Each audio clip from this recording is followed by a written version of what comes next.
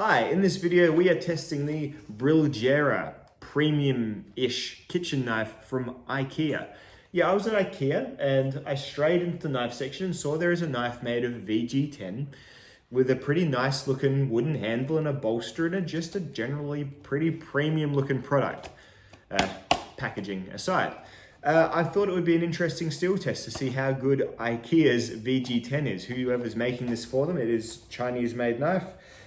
We will see how it goes, see if it's a premium feeling product. Haven't even opened it yet. Be able to give you some thoughts on the fit and finish and everything as well. We're also going to test against the steel Spyderco's VG10. This is my favorite kitchen knife. This is the Spyderco K11, I think, K12.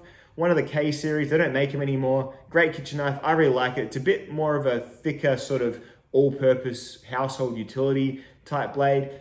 Perhaps not the fine slicer that some, really nice kitchen knives are, but I really like this. Regardless of what you think of the pattern, the VG10 is sound and it's going to do a good VG10. If it's from Spyderco, they're a proven VG10 procurer and heat treatment director, all that sort of thing. We're also going to test it against the VG10. So the VG10 is a pretty normal looking sort of, I'm going to go to my local supermarket and buy a new kitchen knife for $15 because I need one. This is IKEA's version of that. So we're going to see how long the edge lasts compared to it and just have a general look at this one as well, I suppose. Steel and kitchen knives, much different, brain pan to use when comparing to steel and pocket knives and steel and hunting knives, outdoor knives that we all, stress over a little bit more perhaps. The kitchen knife industry sees steel as a bit less complex. Most of the cutting done by a kitchen knife, more so than most other kind of knives, is the geometry cutting. The knives just being tall or really quite thin.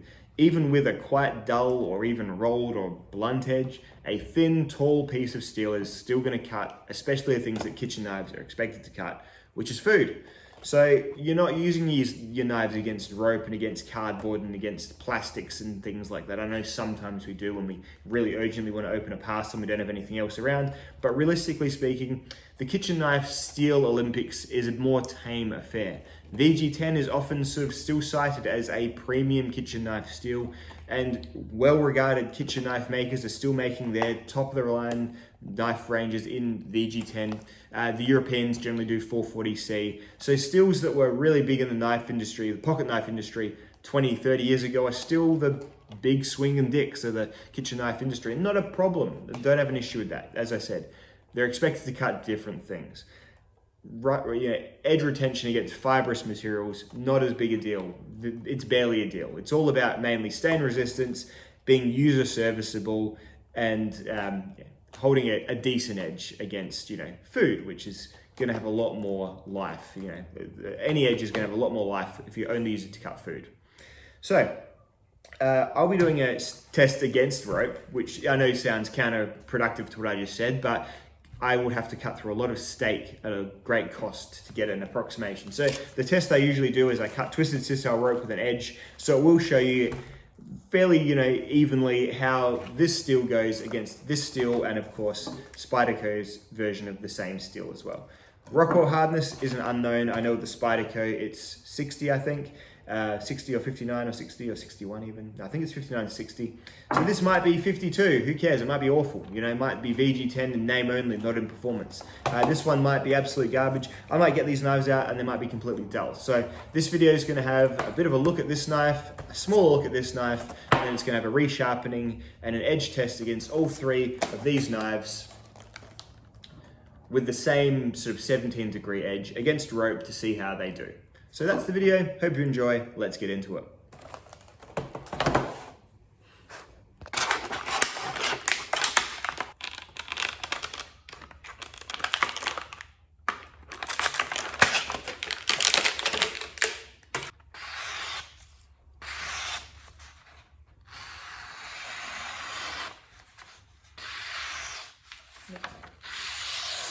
All right, so slightly nicer fit and finish actually on the cheaper. You can just see this is much easier to do. You can just have your belt screw all the way to the end without having to worry about this bolster stuff here. You can see a mess they made there, sort of thing.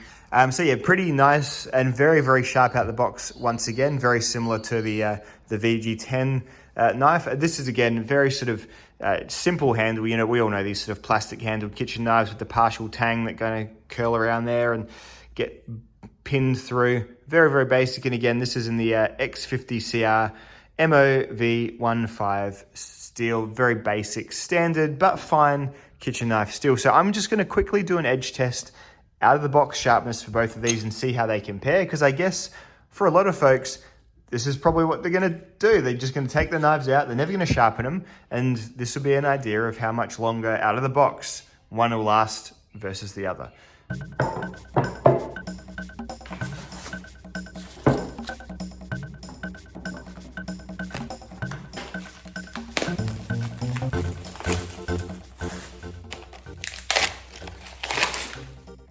All right, so if you're a casual viewer to this channel, you might not have seen my edge test before. I cut this twisted sisal rope. It's a nice uniform material that I can just cut over and over again. I'll cut this with the knife until it no longer does like a gliding cut on a piece of paper. So the area that I'm testing is going to be a couple of inches worth down here. And once the knife stops going like this, and once it starts sort of hiccuping or not doing that at all, that's when I stop the test and I sort of assign the amount of ropes cut as the score of the steel. It's not perfect, but for an end user, it's not a bad way of approximating which steels last roughly longer than the others with various edges. So that's what you got. That's the testing type, and let's get some of the testing media up, and we're going to start with the cheaper knife, and we'll see how much this does before it no longer slices that sheet of paper.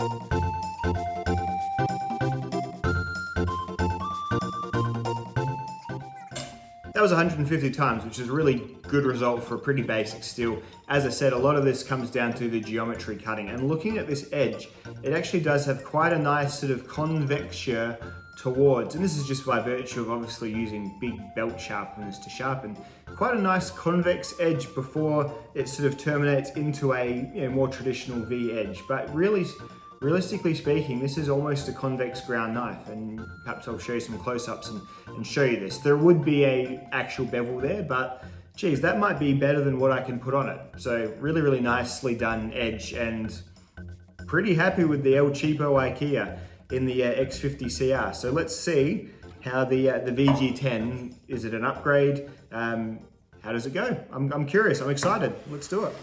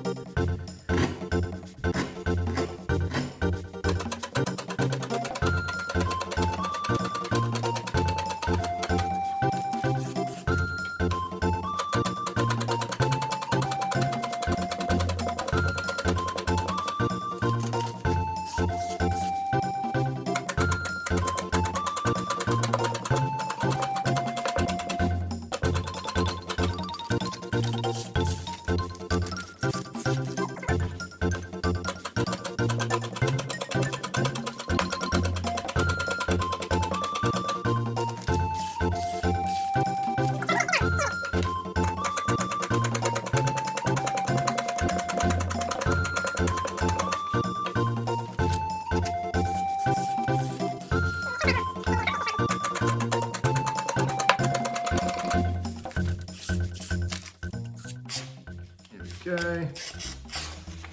Yeah, so at this point, 275 cuts, the knife's no longer sort of effortlessly gliding through. So it's still a very sharp edge. People often say it's not dull, absolutely not. It's still a very sharp serviceable edge, but this is sort of how I test the absolute edge of a knife and how durable it's been. So from this test, these two knives here, this one will last you from the box about twice as long, almost twice as long as this one, which still lasted a pretty good long time. Again, a lot of the favors of these types of blades are done by their geometry and being nice and tall and slim. A slim piece of steel is always going to be quite easy to push through things, even if the absolute, apex of the edge is in quite bad condition. Anyway, neither of them are dull knives right now, but I'm still going to resharpen them with a nice uniform edge, the same as I'm going to resharpen my Spyderco here, and then we'll see how they cut. I'm going to go about 15 degrees per side. I reckon make it nice and tall and see if I can do better and see if these three with comparable edges have great differences between them. So let's do that.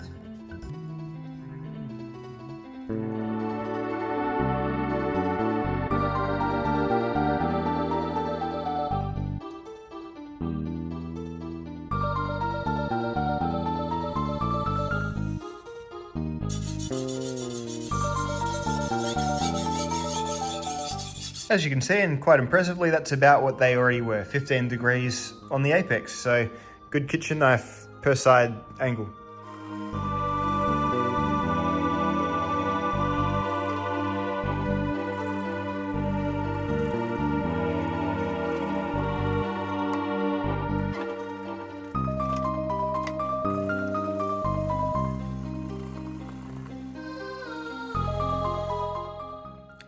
All in all, there is only a slight inconsistency at the very tip where it's a bit behind, and that just means the angle is slightly off there, but overall a pretty consistently ground, apart from this hideous bit here, pretty consistently ground kitchen knife in terms of both the face grind and the actual edge bevel. Alright, so all three knives are now sharpened. I use this TS Prof. It's like a fixed angled sharpening system. There's a few of these around. This one's a pretty good one. I've also got the KME, which is also great. You can just repeat the angles with things like this. It holds everything in place. Pricey, but worth it if you have a few knives.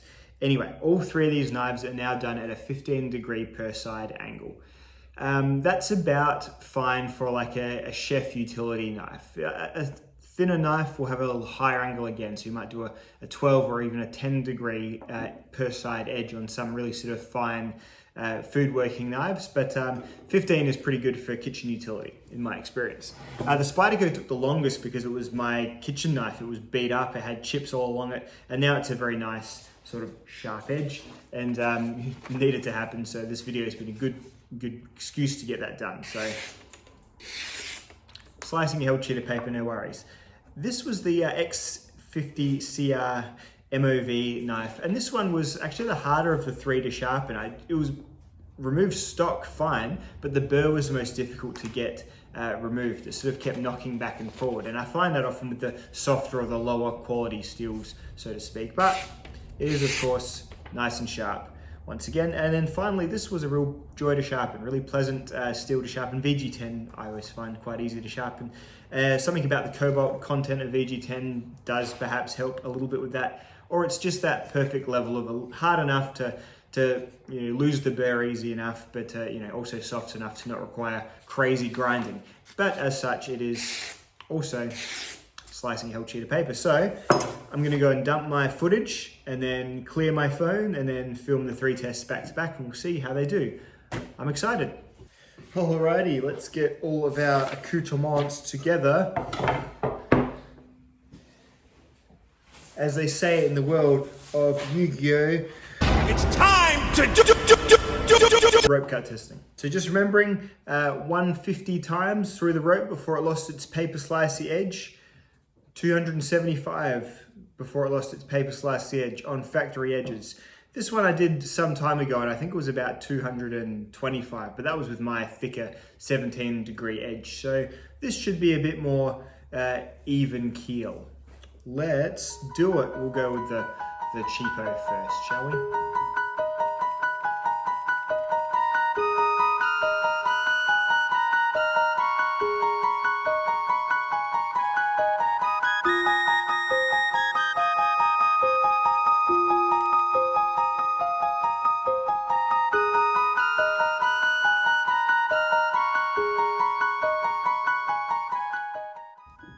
A significant boost to 250.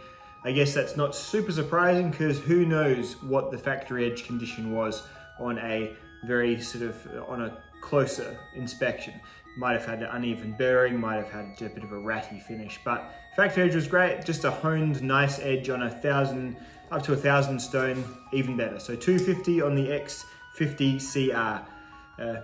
Very nice, like good result.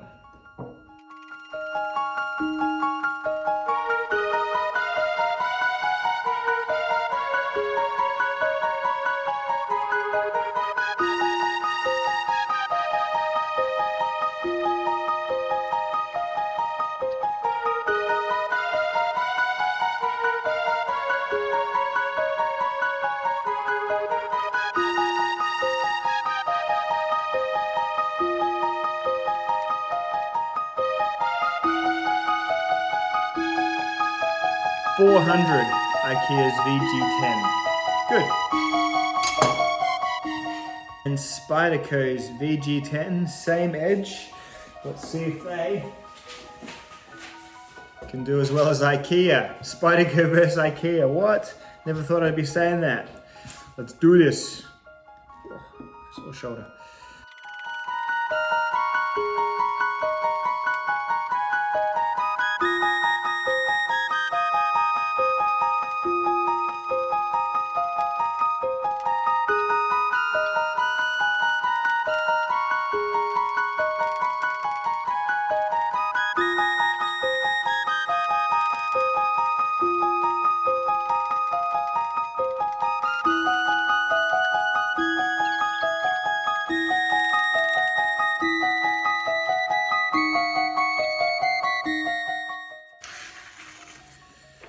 Okay, it's making a raggedy cut. Let's see.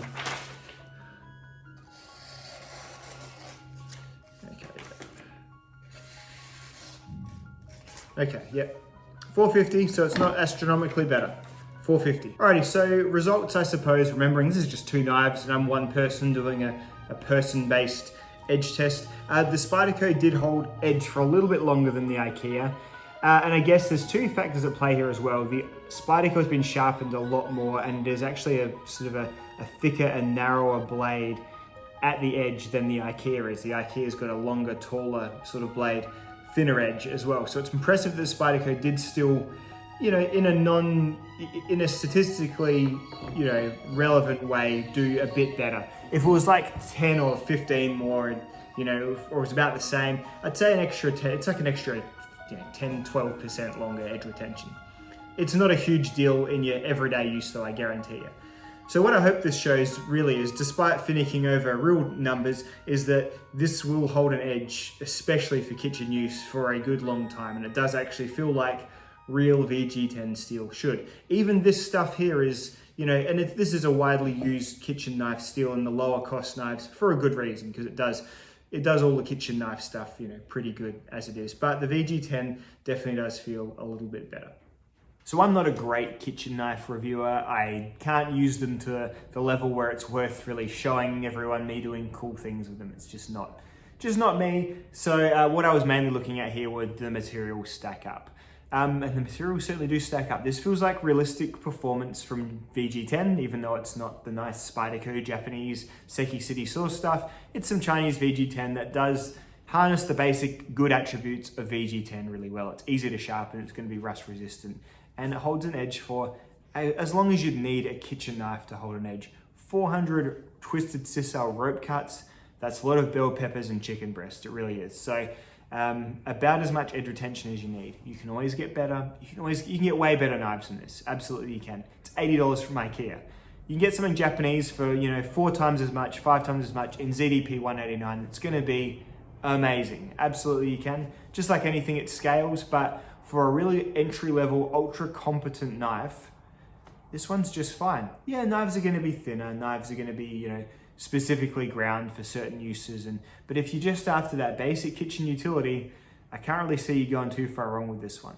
If you wanted to get something to properly beat up and use and abuse, yeah, buy this with confidence as well. The X50 CR steel, you can see why it's the sort of the industry entry level standard. It holds an edge for a fine amount of time. You know, at a 15-degree angle versus rope. Most sort of pocket knife steels we're used to will do better. But again, even 250 rope cuts at 15 degrees, that's a lot of bell peppers, you know? You can dishwash this stuff. We're not supposed to, but we all end up chucking these through the dishwasher once in a while. This stuff will do a lot better against that than this stuff, even though this is probably stabilized in some way. It's still like a wood finish handle, which will erode from that. But this guy here, it's gonna do about the same level of job for the average user. Proper chefs, you'll notice, I'm sure, but for the average user, which is definitely what I count myself as, these both do stand the material test. And this one especially, I was really happy with the VG10 performance, and it's just the overall build and construction. Yeah, it's messy here, for sure. They're making probably 100,000 of these a week. I don't know. Across the world, probably are, you know? So to do that on a grand scale, you're gonna be able, it's probably a little bit ambitious to do a bolstered type knife, but you know, whatever, it's something that'll tidy up over sharpening.